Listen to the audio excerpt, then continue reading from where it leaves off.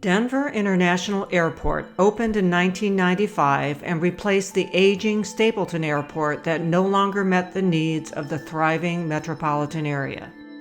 It was completed late and way over budget and experienced birth pangs, including horrendous issues with the ultra-modern baggage handling system.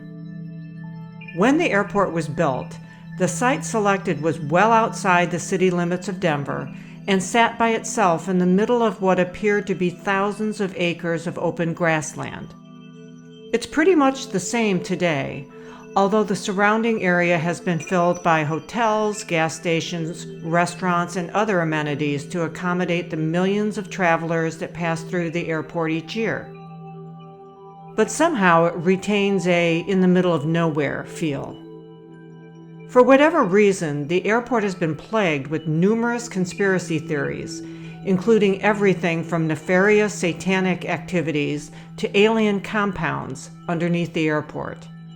Having traveled through Denver Airport many times, I can personally attest to some creepy, demonic-looking artwork in one of the terminals. But that's a topic for perhaps another video. At the time the airport was built, someone came up with the idea that the entrance to the airport needed something special that would represent the Colorado Western spirit. A sculpture named the Blue Mustang was conceived and commissioned. Today you can see the Blue Mustang rearing up on his hind legs at the entrance of the airport. He is an impressive 32 feet in height and has glowing red eyes that are truly frightening at night.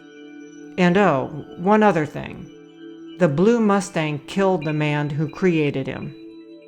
Luis Jimenez, a well-known New Mexico sculptor, was commissioned to create the Blue Mustang as a piece of public art for the airport. He had been working on the sculpture for almost a decade when the accident occurred. Luis was facing a lawsuit from the city since he was way past the deadline for completing the artwork. So he was probably in a hurry while he was working on the statue in 2006 when a piece of the 9,000-pound horse fell and pinned him to the ground. Jimenez died due to a severed artery in his leg. He was 65 years old. Luis was a prominent and celebrated artist whose works are currently featured at the Smithsonian Museum and other well-known venues, including our nation's capital.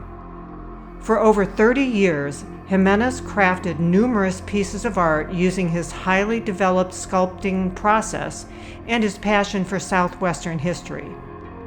Vaquero, which means cowboy in Spanish, is one of his most celebrated works and is currently displayed in Washington, D.C., and depicts a colorful Mexican-American cowboy riding a bright blue bucking bronco.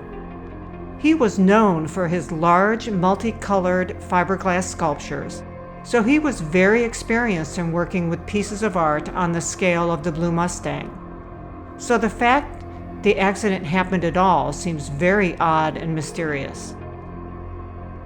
After his death, the sculpture was completed and in 2008 assembled and displayed outside the airport. Unfortunately, the Mustang was immediately unpopular with the people of Denver. People thought he was incredibly ugly and satanic looking, and also possibly cursed, since he had killed Jimenez. The fierce Blue Mustang became synonymous with death and destruction, and the statue was unofficially dubbed Blucifer, and the name stuck. So what is the real meaning behind the Blue Mustang? Did Luis Jimenez really intend to create a demonic statue? And who completed the statue after he died in 2006? Well, at least that part we know. Luis's 3 sons completed the Blue Mustang after he died. As for the meaning behind the statue, let's start with that color. Why is the so-called demon horse of Denver blue? Well, according to the artist, the inspiration for this color comes from a legend originating in Colorado's mountainous and rugged San Luis Valley. The legend tells of a powerful stallion that was the leader of all the Mustangs. This stallion could always be counted on to find water and grass for the herd. The horse had a blue coat, red eyes, and as the legend tells it, the blue Mustang could also fly. That last part seems particularly fitting for an airport statue. But regardless of this romanticized legend, the reborn Blucifer failed to win over the people of Denver. Since Blucifer's installation at the airport, there have been several attempts to have the horse removed. There were petitions by citizens, and several lawmakers also tried to remove the hellish horse from the airport.